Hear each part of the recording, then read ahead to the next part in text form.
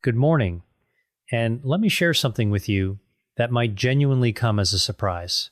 For decades, the medical establishment has been telling seniors to slow down, take it easy, and simply accept the natural decline that supposedly comes with age. But what if I told you that some of the most groundbreaking longevity research of the last 10 years completely contradicts that old advice? What if the very things keeping you sharp, strong, and independent at 75, 80, or even 85 years old are not the things your doctor mentioned at your last checkup? What if they are simple, daily habits that most people your age have quietly abandoned? I am Dr. William, and after more than 2 decades working with patients in the 75 to 85 age range, I have witnessed something that the research is only now beginning to confirm. The people who age the best, the ones who still drive themselves to their own appointments, who still tend to their gardens, and who still remember every grandchild's birthday without looking it up, they all share a very specific set of behaviors. It is not about expensive supplements, it is about behaviors. A landmark study published by the Stanford Center on Longevity followed over 4,200 adults between the ages of 70 and 90 for a period of 12 years. What they found was absolutely striking. Those who maintained just 4 or more of these specific daily habits were 61% less likely to experience what researchers call accelerated functional decline. That means the rapid loss of independence that sends so many seniors into assisted living far earlier than necessary. 61%. That is not a small number. That is a massive deal. That is the difference between living your life on your own terms and living it on someone else's schedule. Now, I want to give you a heads up before we go further, because I know you might be tempted to skip ahead. The number one habit on this list, the most powerful of all 6, is something that almost no one talks about. It has nothing to do with diet or exercise in the traditional sense. In fact, most cardiologists do not even bring it up. But the research coming out of institutions like Johns Hopkins and the University of Edinburgh suggests it may be the single greatest predictor of cognitive and physical independence after age 75. So please, stay with me until the end, because that one could genuinely change how you approach the rest of your life. But before we dive into the list, I want to ask you something personally. Drop your age in the comments below, whether you are 68, 74, 81, or somewhere else entirely, and tell me which of these habits you think you already have. I read every single comment on this channel, every single one. This community means everything to me, and your story matters.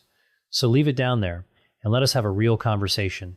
Now, let us count down from number 6 to number 1, starting with something that sounds almost too simple to be life-changing, but the science behind it is anything but simple.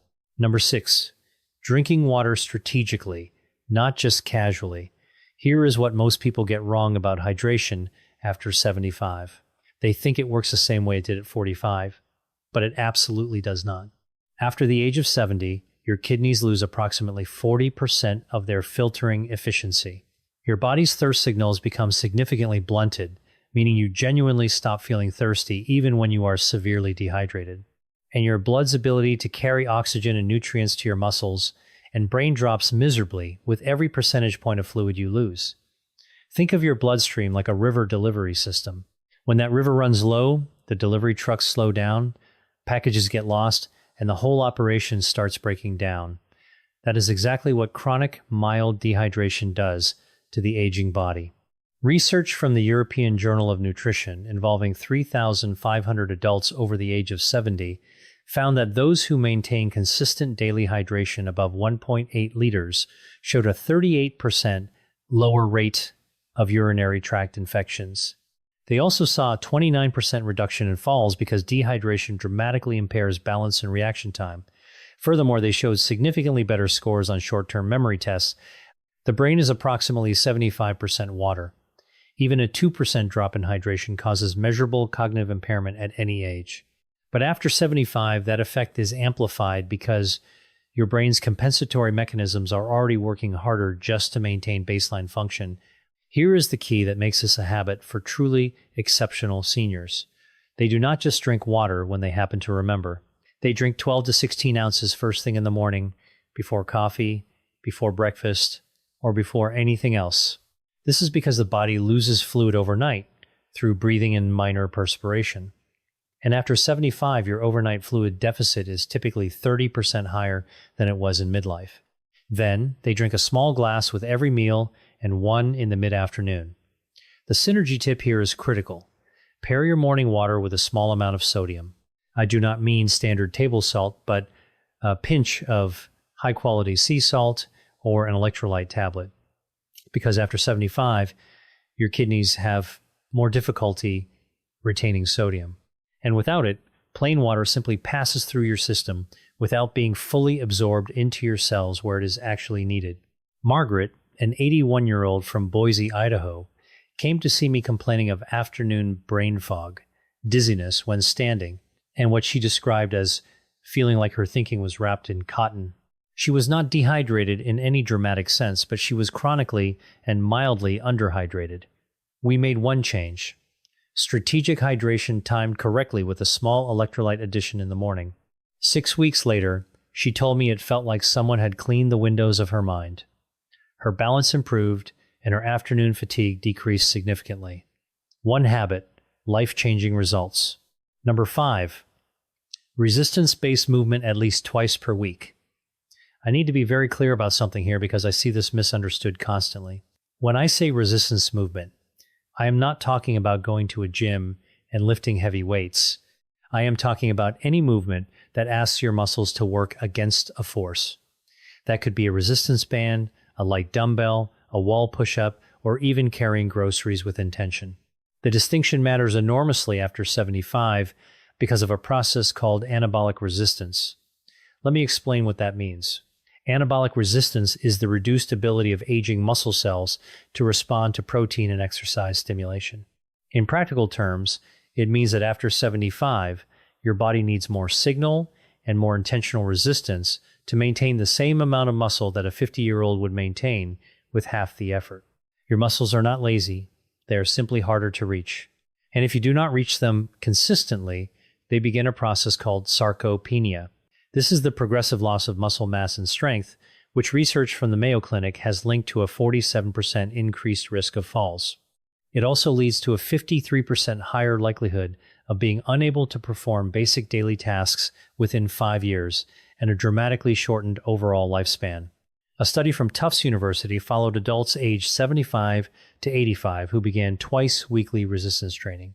After just 10 weeks, participants showed an average 37% increase in leg strength and a 28% improvement in balance scores. And here's the part that always surprises people. They showed a measurable improvement in insulin sensitivity. This directly affects your energy, inflammation levels, and cognitive function. The mitochondria in your muscle cells, which are essentially the power plants of your body, literally regenerate more efficiently when resistance exercise is present.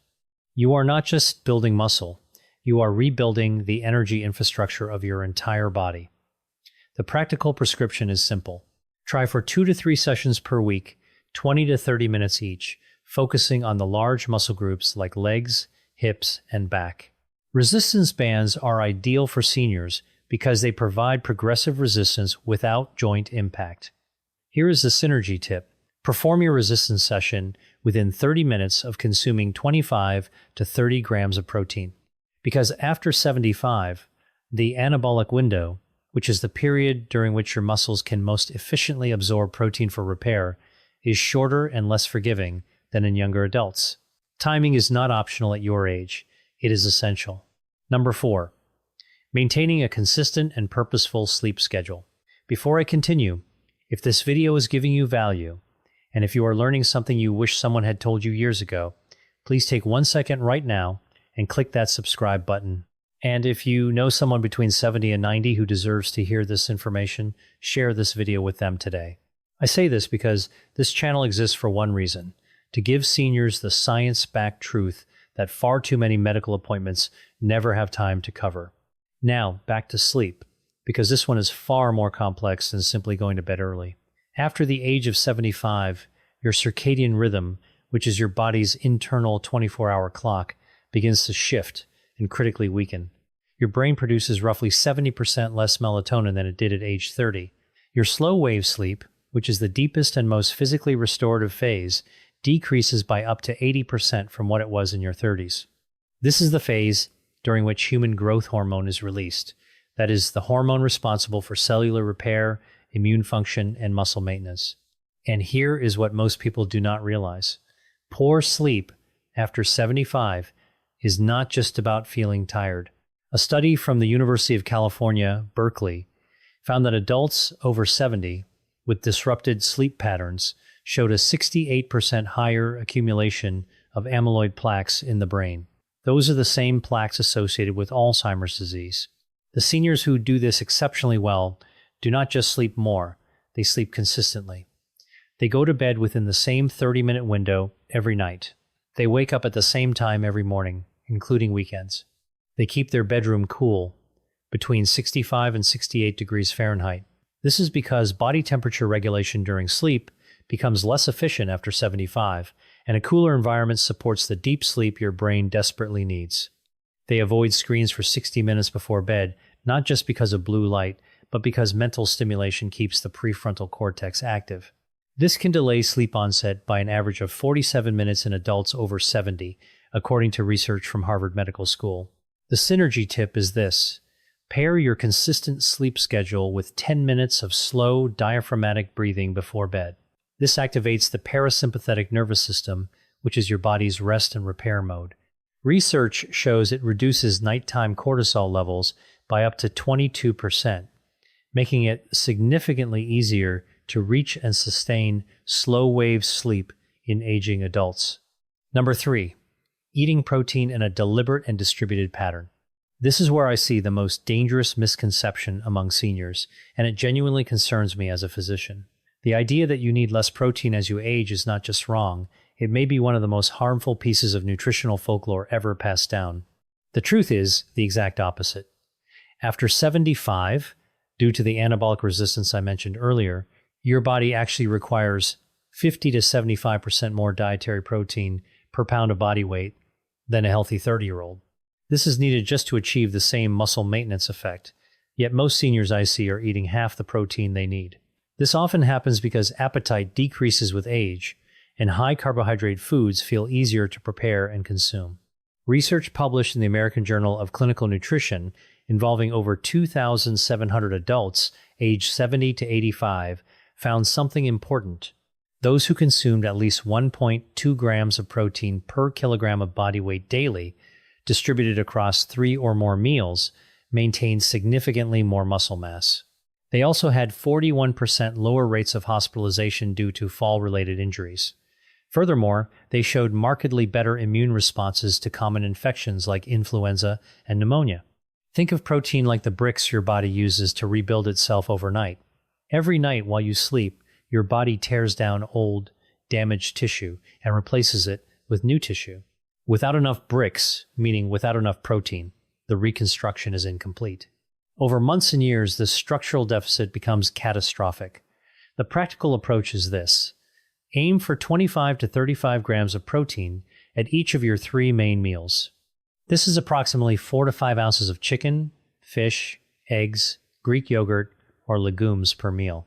The reason distribution matters so much after 75 is that aging muscles can only utilize approximately 35 to 40 grams of protein per sitting for synthesis. Beyond that, the excess is simply oxidized for energy rather than used for repair. Spreading it out makes every gram count. James, a 78-year-old from Scottsdale, Arizona, came to me after his daughter noticed he had lost nearly 18 pounds of what his previous doctor had called normal age-related weight loss. It was not normal at all. He was losing muscle, not fat. His grip strength, which is a powerful predictor of longevity in older adults, had dropped to the bottom 15th percentile for his age group. We restructured his meals around deliberate protein intake. 12 weeks later, he had regained 11 pounds of lean mass. His grip strength was back in the 60th percentile. And he told me with unmistakable pride that he had carried all of his own groceries from the car for the first time in 2 years. The synergy tip is to pair your protein meals with a small amount of vitamin C. That could be an orange, some bell pepper, or a splash of lemon juice. Vitamin C is essential for collagen synthesis, which works in tandem with dietary protein to maintain not just muscle, but the connective tissue, joint cartilage, and skin integrity. These factors collectively determine how well your body holds itself together after 75. Number 2, daily intentional social engagement. I told you earlier in this video that one of the top 2 items would surprise you. This is the one that catches most people off guard because it sounds too soft or too emotional to be a medical recommendation. But I want to be absolutely clear. The research on social engagement and longevity in adults over 75 is not soft at all. It is some of the hardest and most replicable science in modern gerontology. A study from Brigham Young University, analyzing data from over 300,000 adults across multiple decades, found that social isolation carried a mortality risk equivalent to smoking 15 cigarettes per day. Let me say that again. Being chronically socially isolated is as dangerous to your lifespan as smoking 15 cigarettes every single day. For adults over 75, the National Institute on Aging has found that loneliness accelerates cognitive decline by up to 64%. It increases the risk of dementia by 41%, and it dramatically elevates inflammatory markers in the blood, specifically interleukin-6 and C-reactive protein. These markers directly damage cardiovascular tissue, immune function, and neural connectivity. Here is the physiological reason this works at such a deep level. Meaningful social interaction, not passive screen time, and not just watching television in the same room as someone, but actual engaged human connection triggers the release of oxytocin. This suppresses cortisol, reduces inflammation, and activates the prefrontal cortex in ways that keep neural pathways dense and active. Think of your social brain like a muscle. The neurons that fire during genuine conversation, shared laughter, debate, and emotional connection are the same neurons that maintain your memory, your decision-making, and your sense of self. When those neurons go quiet for weeks at a time, they begin to prune away. And after 75, neuroplasticity, which is your brain's ability to form new connections, has already decreased significantly. This makes unused pathways far harder to restore. The prescription here is not complicated, but it must be intentional. Aim for at least one meaningful in-person social interaction every single day. A phone call counts if it is genuinely engaged. A community group, a faith gathering, a walking partner, or a regular lunch with a neighbor are all great. What does not count in terms of the neurological benefit is passive social presence. You must be actively thinking, responding, laughing, disagreeing, and sharing. That engagement is the stimulus that keeps your brain structurally intact. Dorothy, an 83-year-old from Charleston, South Carolina, lost her husband of 54 years and withdrew almost completely from social life. Her daughter brought her to see me 8 months later. Cognitively, she had declined measurably on standard assessments in less than a year. We did not change her medications. We built her a social schedule. It included a weekly book club, a daily 20-minute phone call with a rotating list of friends and family, and a twice-weekly volunteer shift at her local library. 8 months after that, her cognitive scores had returned to near baseline. Her inflammation markers had dropped. Her daughter told me she finally seemed like herself again. Social engagement is not a luxury at 75 and beyond. It is a biological necessity. The synergy tip is to pair your social engagement with physical movement whenever possible. Take a walk with a friend, join a gentle exercise class with others, or garden with a neighbor. Research from the University of British Columbia shows that combining social interaction with even light physical activity produces a synergistic effect on BDNF. That stands for brain-derived neurotrophic factor. This effect is significantly greater than either behavior alone. BDNF is essentially fertilizer for your brain cells, and you want as much of it as possible. And now for number 1. This is the habit that fewer than 12% of adults over 75 maintain consistently. Johns Hopkins researchers have called it the most underutilized longevity intervention available to aging adults without a prescription. Number 1, daily purposeful cognitive challenge. I'm not talking about crossword puzzles or passive reading, though both have value. I am talking about something more specific, more demanding, and more transformative. It is the daily practice of learning something genuinely new. A skill, a language, a musical instrument, or a new form of creative expression that forces your brain into a state of productive discomfort. Here is why this is number 1. After the age of 75, your brain begins to preferentially rely on established neural pathways. It becomes extraordinarily efficient at doing familiar things and extraordinarily reluctant to build new ones. This is not a character flaw. It is a survival mechanism. It is an aging brain conserving metabolic energy by favoring the familiar. But here is the problem. This preference for the familiar is also the mechanism by which cognitive reserve is depleted. Cognitive reserve is the brain's resilience buffer. It is the ability to compensate for age-related structural changes and still function at a high level. Think of it like the RAM in a computer. The more cognitive reserve you have, the more damage your brain can absorb before you start experiencing symptoms of decline. Research from the University of Edinburgh's Lothian birth cohort study followed over 1,000 adults from their 70s into their late 80s. They found that those who engaged in novel, challenging cognitive activities for at least 30 minutes per day showed a 47% slower rate of brain atrophy on MRI scans. They maintained significantly better processing speed and episodic memory. They were also 38% less likely to receive a dementia diagnosis over the following decade. A separate study from the Rush Memory and Aging Project found that seniors who described their daily lives as intellectually engaging showed brain function equivalent to adults 10 years younger on standardized neurological assessments. The mechanism at play is neuroplasticity. While neuroplasticity does decline with age, it never disappears entirely. The brain retains the capacity for meaningful structural change well into the 80s, but only if it is given sufficient stimulus. Novel learning is that stimulus. Learning a new language activates 5 distinct regions of the brain simultaneously. Studies from the American Academy of Neurology have shown it can delay dementia onset by an average of 4.5 years. Learning a musical instrument engages fine motor control, auditory processing, memory, and emotional regulation in a coordinated way that no other activity replicates. Even learning to cook a new cuisine from scratch provides meaningful cognitive challenge because it requires reading, sequencing, sensory attention, and motor skill. The practical approach is to choose one genuinely new skill every 3 to 4 months.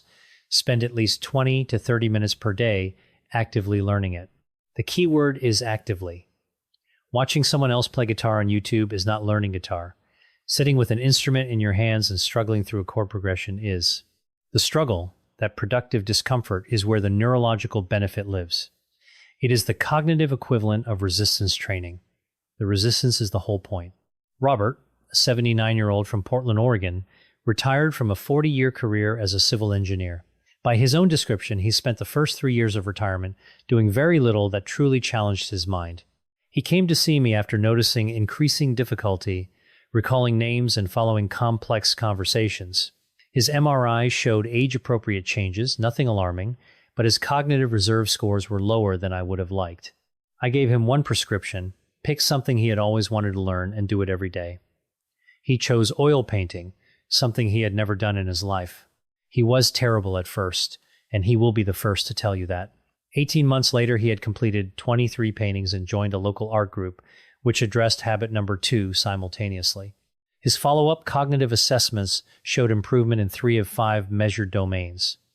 That is, improvement, not just maintenance, at 79 years old. The synergy tip here is to pair your daily cognitive challenge with omega-3 fatty acid intake, specifically DHA, found in fatty fish like salmon, mackerel, and sardines, or in high-quality fish oil supplements. DHA is the primary structural fat of brain cell membranes. Research from the Framingham Heart Study shows that adults with higher DHA levels demonstrate significantly better neuroplasticity responses to cognitive training. In other words, DHA helps your brain absorb the benefit of what you are learning. It is the fertilizer beneath the seed. All scientific references for everything discussed in this video are available in the description below. I encourage you to read them, share them with your doctor, and have an informed conversation about what is right for your specific situation. Now, let me close with something I say from the heart. I have sat across from enough patients in the 75 to 85 age range to know that this period of life is too often treated as a countdown rather than a continuation. It is not a countdown. The research I have shared with you today points to something that medicine is only beginning to fully appreciate. The body and mind at 75, at 80, and at 85 retain a remarkable and stubborn capacity for resilience. This is not in spite of age, but in dialogue with it. The 6 habits we discussed today, strategic hydration, resistance movement, consistent sleep, deliberate protein intake, daily social connection, and purposeful cognitive challenge, are not about turning back the clock. They are about making the most extraordinary possible use of the time the clock still has. They are about carrying your own groceries, remembering your grandchildren's names, driving to your own appointments, and laughing until your eyes water at dinner with someone who matters to you. That is what independence looks like. That is what quality of life means. And I promise you, I have seen it with my own eyes in patients who were told there was nothing left to optimize. It is never, ever too late to begin. If you are not subscribed to this channel yet, please do that right now. Every week, I bring you research-backed, senior-specific health information that I genuinely believe can add years of quality to your life. Click subscribe and make sure the notification bell is on so you never miss a video. And now, I want to hear from you. Leave your age in the comments and tell me which of these 6 habits you feel strongest in right now and which one you want to build. I will be reading every response. This community is one of the most engaged and thoughtful I have ever been part of, and that is entirely because of you. I will see you in the next one. Take good care of yourself because you are worth the effort.